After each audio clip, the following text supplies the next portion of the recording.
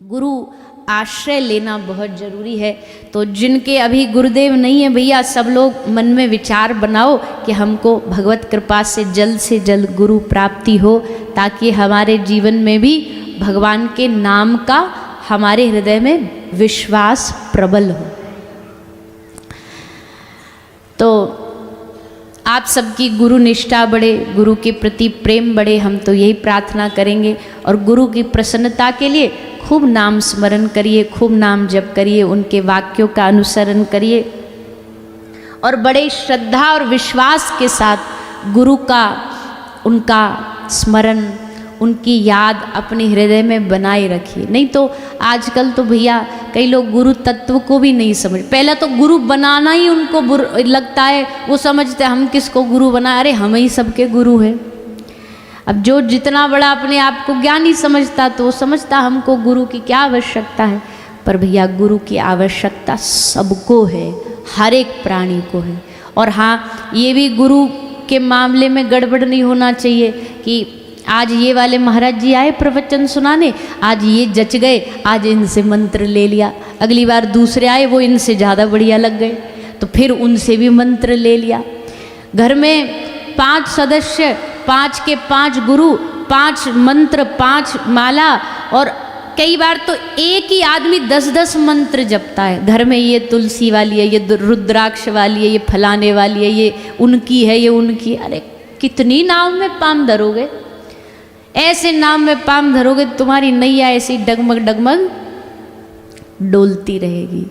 एक के प्रति दृढ़ विश्वास होना चाहिए, क्योंकि गुरु कभी भी बदला नहीं जाता है। एक बार जीवन में गुरु आ गए, और रिश्ते हो सकता है कई बार हम और भी बना लेते हैं, पर गुरु जीवन में एक बार ही बनाया जा सकता है, जो हमें दीक्षा मंत्र दे। शिक्षा तो आप हजारों से लो, पर दीक्षा वाले तो एक ही गुरु होते। मौसम के हिसाब से गुरु बदल लेते हैं, जैसे सीजन बदलते ना, वैसे लोगों के गुरु बदलते। हम कई बार विनोद में सुनाते एक दृष्टांत जो हमारे साथ घटा। बोले एक माता आती है, मैया आकर के हमको बोलती है कि हमें आपसे दीक्षा लेनी। कथा सुनी, कथा में भैया 7 दिन तो सबको जोश आ ही जाता है, वो अलग बात है 7 दिन बाद फिर टाटा बाय बाय, फिर पूरा जीवन भर भी कई लोगों की तो शक्ल नहीं दिखती, पर 7 दिन में तो खूब जोश आ जाता है। तो मैया बोली हमको आपको गुरु बनाना। उस समय हम नाम मंत्र भी नहीं देते, अब भी बहुत ही कम ही देते, पर उस समय बिल्कुल ही नहीं देते थे। तो हमने कहा कि मैया आप कोई, अगर आपका भाव है तो कोई भी, अगर इस संप्रदाय से आपका भाव है, बहुत महापुरुष है गौड़िया संप्रदाय में, आप उनसे दीक्षा ले लीजिए। बोले नहीं नहीं, हम तो आप ही कथा सुनते थे, आप ही से मन था, पर अब क्या करें, दिल टूट गया हमारा तो, पर चलो कोई बात नहीं। वैसे हमने एक तो बनाए थे गुरु, तो हमने एक तो बनाए थे, तो फिर हमारा नंबर काहे को लगा रही हो। बोले नहीं नहीं नहीं, वो बनाए तो थे पर वो ज़्यादा दिन चले नहीं। तो हमने कहा क्यों नहीं चले। बोले हमने दीक्षा ली और 6 महीने बाद गुरुजी परलोक सिधार गए। तो हमने कहा कोई बात नहीं मैया, गुरु तत्व ऐसा है जो कभी जाता नहीं है, गुरु सदा रहता है, चाहे शरीर हो चाहे ना हो। बोले ठीक है, अब ये बातें तो किताबों में बढ़िया लगती हैं, असल में तो मन नहीं लगा हमारा, हमने दूसरे बना लिए। मैंने दूसरे बना लिए। बोले हाँ दूसरे बना लिए, पर आपको क्या बताऊँ, मेरी तो ज़िंदगी, मेरी तो किस्मत ही ख़राब है। मैंने कहा क्या, वो तो 6 महीने चले थे, ये तो 3 भी नहीं चले। पर मैंने भी ठान ही ली, बोले भगवान तू जितनी परीक्षा लेगा तो मैं भी पीछे नहीं हटूंगी। मैंने तीसरे बनाए, पर आपको क्या बताऊं, मैंने 5 गुरु बदले और 5 की 5। अच्छा यहाँ तक तो ठीक था। बोली अब मेरा मन 6वां आपके लिए कर रहा है।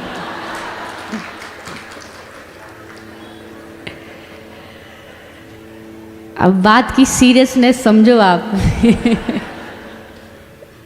मतलब वो दीक्षा लेने नहीं आई है, वो हमारी टिकट कटवाने आई है कि 6वें नंबर पर आप हो, हमारी निगाहें आप पर है। कहा भैया 5 गुरु बदल दिए, 5 में तेरा तो एक बाल भी नहीं उखड़ा सरका। जो कुछ घाटा हुआ बेचारे गुरुओं का ही हुआ, और अब तुम्हारी श्रद्धा हम पे जागी। ऐसे शिष्यों से तो भगवान ही बचाए हैं, ऐसे तो बिना चेला के ही ठीक है। तो भैया लोगों ने ना इस गुरु के इस संदर्भ को भी बड़ा मजाक बना रखा है, खेल बना रखा है। ऐसा नहीं भैया, शरणागति एक बार गुरु के प्रति हो तो फिर डगमगानी नहीं चाहिए। लोग क्यों बदलते हैं गुरु? क्योंकि उनको गुरुओं से कुछ लौकिक आशाएं होती हैं कि गुरुजी हमारा ये बिगड़ा काम बना देंगे, गुरुजी हमारी ये शरीर की पीड़ा दूर कर देंगे, गुरुजी वैसा कर देंगे। और वो जब, क्योंकि कर्म का प्रारब्ध है, कर्म के प्रारब्ध को कोई काट नहीं सकता और काटना भी नहीं चाहिए। क्योंकि आज अगर किसी पुरुषार्थ से, बल से तुमने उसको काट भी दिया तो उसको भुगतने के लिए फिर तुम्हें अगला जन्म लेना पड़ेगा। ये तो कर्म कट रहा है। अगर कोई आपको जीवन में पीड़ा है, आप एक चीज देखो, इतिहास पढ़ना, आप भक्तमाल जी पढ़ना, आप उसमें देखोगे, उसमें भक्तों का चरित्र देखो, उसमें संतों का चरित्र देखो।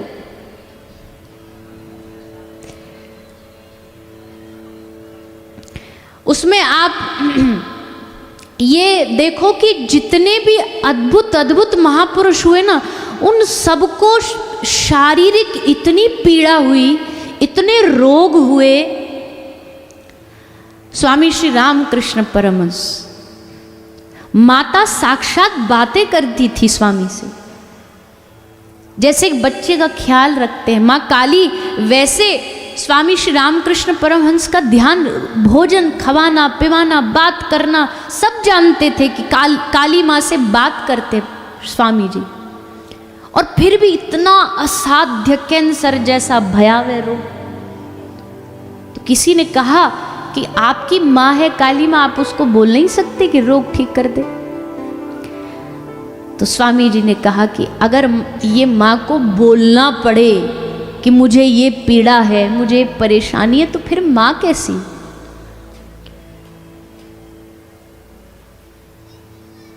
ब्रज में उड़िया बाबा हुए, वृंदावन में, ब्रजधाम में उड़िया बाबा को कोई रोग हो गया, बीमारी हो। अच्छा, एक दिक्कत और है, कोई भगवत भजनानंदी साधु को कोई अगर कोई शारीरिक रोग हो, बुखार जुखाम भी हो जाए ना, तो लोग उनसे ऐसे देखते, बोले आपको भी बुखार आता है?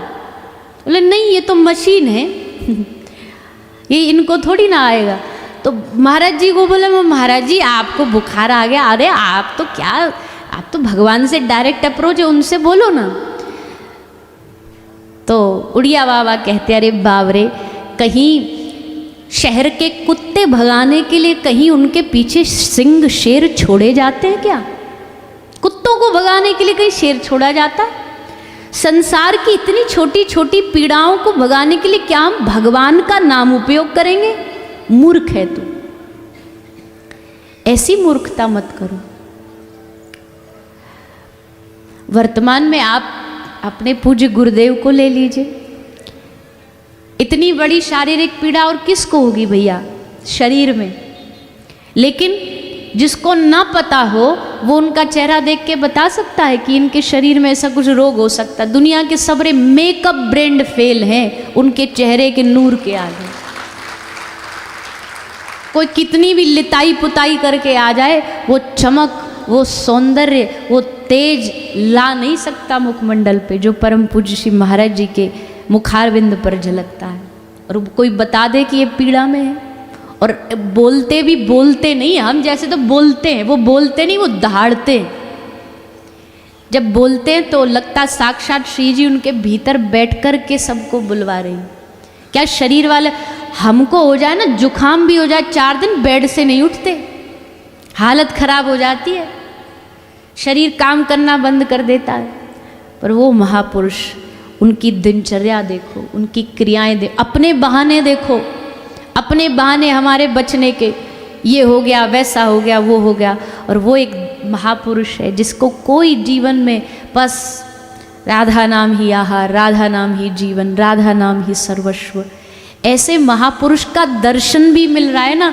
हम कहते हैं आज हम बड़े भाग्यशाली हैं। जिन महापुरुषों की कथा आप ग्रंथों में पढ़ते हो ना, ब्रज में सिद्ध बाबा हुए, ब्रज में रनवारी वाले बाबा हुए, उड़िया बाबा हुए, परम पूज्य श्री अखंडानंद सरस्वती पाद हुए, इन महापुरुषों की हम कथा पढ़ते, पूज्य पाद पंडित श्री गया प्रसाद जी हुए, पंडित जी हुए, इनकी जब हम कथा पढ़ते हैं तो मन में आता, अरे काश हम होते उनके समय में, कितना आनंद आता। पर आज भी हम भाग्यशाली हैं कि ऐसे ऐसे महापुरुष ब्रज में हैं कि जब इतिहास लिखा जाएगा ना तो इन महापुरुषों की स्मृति, नाम, इनका भक्ति, इनका भजन लिखा जाएगा और हम उनके उस समय में मौजूद रह के उनके दर्शन कर पाए, ये हमारा सबसे बड़ा सौभाग्य है।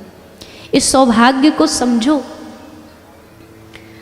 वृंदावन जाओ ना, ब्रज जाओ, हम आपसे निवेदन करते हैं, आप सब जाते ही हो, ब्रज जाओ, खूब जाओ मंदिर, राधा वल्लभ जी जाओ, श्री राधा रमन जी जाओ, बाकी बिहारी जी जाओ, सब जगह जाओ, पर वहाँ जाने के साथ साथ या कहीं हम उससे ज़्यादा भी अगर आप कुछ कर सकते हो ना, तो ब्रज असली अगर आनंद ब्रज का लेना, वृंदावन का लेना है, तो ब्रज में संतों को खोजो, संतों का दर्शन करो, महात्माओं का दर्शन करो। ब्रज वृंदावन धाम जो है ना, ये खजाना है संतों का, संतों का खजाना।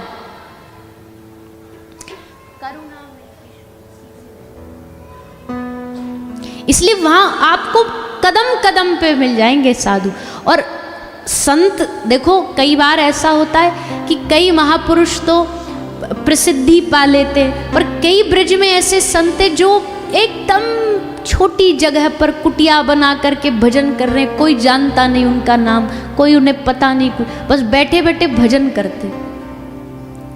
माधुकरी मांगने गए, जाके रोटी मांग लाए, घुस गए कुटिया में, अब उनको दुनियादारी से लेना देना नहीं है।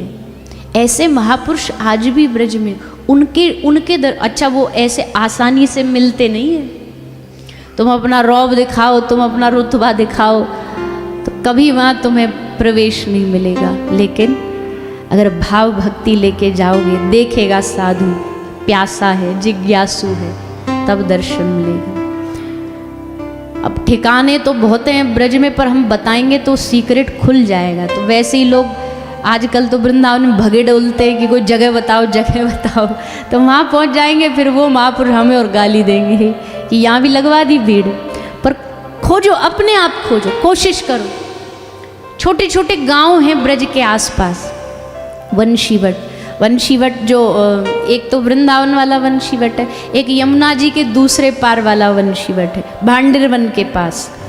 उस वंशीवट में जंगल में इतने संत रहते, इतने महापुरुष रहते, छोटी छोटी जगह पर, प्रेम सरोवर पर नंदगांव के पास इतने महापुरुष रहते। गिरिराज जी में चंद्र सरोवर में इतनी छोटी छोटी कुटियां हैं, वह कुटियान में बाबा जी आज भी घुसे बैठे हैं। ऐसे महापुरुषों का दर्शन करो, उन महापुरुषों की कृपा से ही भक्ति हृदय। भैया ब्रज तो रसिकों प्रेमियों का गढ़ है। बरसाना जाओ, हमारे पूज्य पाद श्री प्रियाकुंज वाले बाबा, उनका दर्शन करके आओ, देखोगे तो लगेगा कोई साक्षात श्री जी की सखी उतर के आई है, साक्षात श्री जी उतर के आई। भेदभाव कभी नहीं रखना, एक हम आपसे और नहीं रखते, आप हम जानते, पर ये कई लोग ना गुरु आपस में इतना प्रेम करते, पर गुरुओं के जो चेला होते ना, ये भिड़ते रहते हैं आपस में बिन बातें। एक संत दूसरे संत के लिए लुट जाता है, चरणों में गिर जाता है, उनमें कोई भेद दृष्टि नहीं है। ऐसी बिना भेद दृष्टि के कोई किसी हमें तो पाना है ना, हम तो खाली कटोरा हैं, हमको तो भरना है, जिससे मिल जाए, जिससे रस टपक जाए वो ले लो। बरसाना में जाओ, गहवर बन जाओ, अच्छे अच्छे स्थान, मतलब ब्रज तो पूरा ही अच्छा है, पर एकांतिक जगह ढूंढो ब्रज में जा करके, एकांतिक जगह। गहवर बन जाओ, राधा बाग जाओ, प्रिया कुंड में जाके बैठ जाओ। अब जो लोग कंप्लेन करते ना, भैया वृंदावन में भीड़ बढ़ गई है, भैया तीर्थों में भीड़ बढ़ गई है, कभी आओ ना हमारे ब्रज में, आकर के ऐसी एकांत की जगह पे बैठो, आपको ना ब्रज का अनुभव हो जाए। टेर कदम जाओ, क्या अद्भुत ठाकुर जी की लीला क्रीड़ा स्थली, ऐसे लगता साक्षात वृंदावन उतर आया धरती पे। बिहार बन जाओ, इतनी सुंदर सुंदर जगह है पूरे ब्रजमंडल में, वहाँ दर्शन करो। प्रिया कुंड पे जहाँ श्री किशोरी जी ने अपने हाथ, एक ब्रज में कथा आती है कि एक बार दुर्वासा ऋषि आए बरसाना में, बोले सब दर्शन करते हैं भगवान श्री कृष्ण का, हम जाते हैं उनकी जो आह्लादनी शक्ति उनका दर्शन करके आते हैं। तो गए, दुर्वासा ऋषि आए बरसाना में। तो क्या हो रहा था बरसाना में? बरसाना में श्री किशोरी जी अपनी सखियों के संग खेल रही थी। कौन सा खेल खेल रही थी? जैसे बच्चियां नहीं खेलती गुड्डा गुड़िया खेल लिया, फिर वो किचन सेट ले आती हैं, किचन से वो भोजन बनाती रहती है। तो ऐसे ही श्री श्यामनी जी अपनी सखी ललिता, विशाखा, इंदुलेखा, चित्रा, सुदेवी, भूदेवी, रंग देवी सबके संग मिलकर के रसोई खेल रही थी। तो किशोरी जी बोली, ललिता आज मैं अपने हाथन से लड्डू बनाऊंगी। काय के लड्डू बनाऊंगी? कछु सामग्री तो थी नहीं। किशोरी जी बोली मैं माटी के लड्डू बनाऊंगी। और श्री राधा रानी ने मिट्टी ली बरसाने की और लेके वहां से लड्डू बना दिए। इतने में ही आ गए दुर्वासा ऋषि। दुर्वासा ऋषि ने आके प्रणाम, हे किशोरी जी, मैं दुर्वासा ऋषि आपको प्रणाम कर रहा हूं। एक सखी बोली, ओ दाढ़ी वाले बाबा सुन, हमारी किशोरी जी लड्डू बनाए, खाएगो? दुर्वासा ऋषि बोले, बढ़िया ही कोई मोतीचूर के लड्डू होंगे। बोले हाँ हाँ बिल्कुल, प्रसाद किशोरी जी के हाथ के लड्डू कौन ना पाना चाहेगा, लाओ। सो सखी लाई मिट्टी के लड्डू। अब जैसे दुर्वासा ऋषि ने देखा तो एकदम मन खिन्न हो गया, पर अब क्या बोल सकते हैं। सोचा चलो नेक सा प्रसाद तो ले ही लेते टुकड़ा भर। तो वामते इतनी सी रज लेके दुर्वासा ऋषि ने मुख में डाली। और भैया जैसे मुख में डाली, आहा हा हा, आज तक ऐसा जीवन में कभी लड्डू न खाया दुर्वासा ऋषि ने जैसा प्रसाद आज उन्होंने वो लड्डू को पाया। आनंद में डूब गए, खुश हो गए। एक लड्डू, दो लड्डू और आशीर्वाद दिया और कहा, हे लाली, हे किशोरी जी, हम दुर्वासा ऋषि होने के नाते तुमको आशीर्वाद देते। तुम्हारे हाथ में साक्षात अन्नपूर्णा देवी है, जो तुम्हारे हाथ का भोजन पाएगा उसकी आयु लंबी हो जाएगी, दीर्घ आयु हो जाएगा। ऐसा आशीर्वाद दिया। अब तो ब्रज में ये बात फैल गई। ब्रज में ये बात फैली कि भैया राधा रानी के हाथ का बनाया भोजन जो पाएगा उसकी लंबी आयु हो जाएगी। ये बात यशोदा मैया तक पहुंच गई। सो मैया बोली, अब सखी कीर्ति मैया तो सहेली है, तो उनकी लाली है राधा, तो हक है हमारा कहने का। तो यशोदा मैया ने मन में आई कि मैं राधा को बुलाऊं और बातें भोजन बनवा के भोजन लाला को खवाऊं ताकि या कि लंबी आयु है जाए। तो न्योता दिया। श्री राधा रानी आई सखियों के संग नंदगांव और आकर के खूब भोजन प्रसादी बनाई। सबने पाई, मैया ने पाई। आहा क्या बढ़िया है, कितनी बढ़िया सुंदर हमको सामग्री बनाई है, मज़े आ जाए अगर ऐसी रोज़ खाने को मिल जाए। अब रोज़ कैसे मिलेगी? वो रोज़ तो तब मिलेगी जब ये लाली हमारे घर बहू बन के आ जाएगी। तो बहू कैसे बनेगी? तो यशोदा मैया ने वही समय खुश होके हल्दी ली और हल्दी लेके किशोरी जी के हाथन में लगा दी। इसका मतलब क्या है? मतलब लड़की सिलेक्टेड, अब अप्रूव हो गई। तो श्री किशोरी जी के हाथन में नेक सी मेहंदी, नेक सी हल्दी दोनों लगा दी। अब किशोरी जी तो लाली हैं, उनको तो कछु पतो ही नहीं आको भाव, वो तो हंसती नाचती डोल रही है, सब सखीन को दिखा रही, आहा मेरे हाथ में हल्दी लगी है, मैया ने हल्दी लगाई है। हंसती हंसती नाचती नाचती बरसाने आ गई। एक सखी बोली, अरे बावरी, तो या को मतलब पतो है? किशोरी जी बोली, ना वो तो ना पतो। बोले या को मतलब है कि तू यशोदा मैया ने अपने वह कारे के निया चुन ली है, वह काले कलूटे के निया, और तू हाथ में मेहंदी लगाती इतराती डोल रही है। कीर्ति मैया पूछेंगी तो क्या बोलेगी? अरे राम राम राम, हमको तो पता ही नहीं, चलो हाथ धोते तब जाऊंगी महल पे, नहीं तो मैया हजार प्रश्न करेगी। सो जाकर के श्री किशोरी जी ने अपने हाथ सरोवर में जल में धो दिए। वही सरोवर को नाम है प्रिया कुंड। बरसाने में जब महल से नीचे उतरते हो ना, सामने सीधा जाओगे, वहाँ प्रिया कुंड है। वहाँ प्रिया कुंड में किशोरी जी ने हाथ धोए हैं। वहाँ सामने बड़ा सुंदर चित्र भी बना है, पिक्चर पेंटिंग बनी है जहाँ में बैठ के किशोरी जी हाथ धो रही।